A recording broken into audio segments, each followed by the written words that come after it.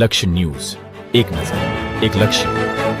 કલોલ નગરપાલિકા દ્વારા જાહેર માર્ગ પર ગેરકાયદેસર દબાણો દૂર કરાયા. કલોલ શહેરમાં દિન પ્રતિદિન ટ્રાફિક સમસ્યા વિકટ બની રહી છે, તેમજ જાહેર માર્ગો પર લારી તેમજ પાથરણાવાળા ગેરકાયદેસર દબાણ કરી રહ્યા છે, જેને કારણે રાહદારીઓ તેમજ વાહન ચાલકોને ભારે મુશ્કેલીનો સામનો કરવો પડી રહ્યો છે.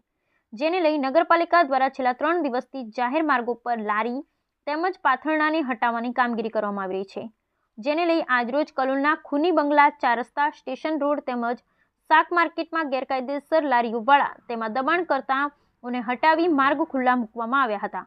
તો બીજી તરફ અમુક લારીઓવાળા તેમજ વેપારીઓ દ્વારા અધિકારીઓના ગયા બાદ ફરીથી તેઓ દબાણ ફરીથી કરી દીધા હતા. તેમજ કલોલના કલ્યાણપુરા વિસ્તાર ખાતે આવેલી શાક માર્કેટ પાસે પણ ઘણી લારીઓવાળા જાહેર માર્ગો પર ઊભા રહે છે, જેને લઈ કલ્યાણપુરા વિસ્તારના લોકોમાં ભારે રોષ જોવા મળી રહ્યો છે. આ ગેરકાયદેસર લારીઓનું દબાણ દૂર થાય તેની રાહ જોઈ રહ્યા છે. શું નગરપાલિકા દબાણ ક્યારે દૂર કરશે? બ્યુરો રિપોર્ટ, સંજય નાયક, કલોલ.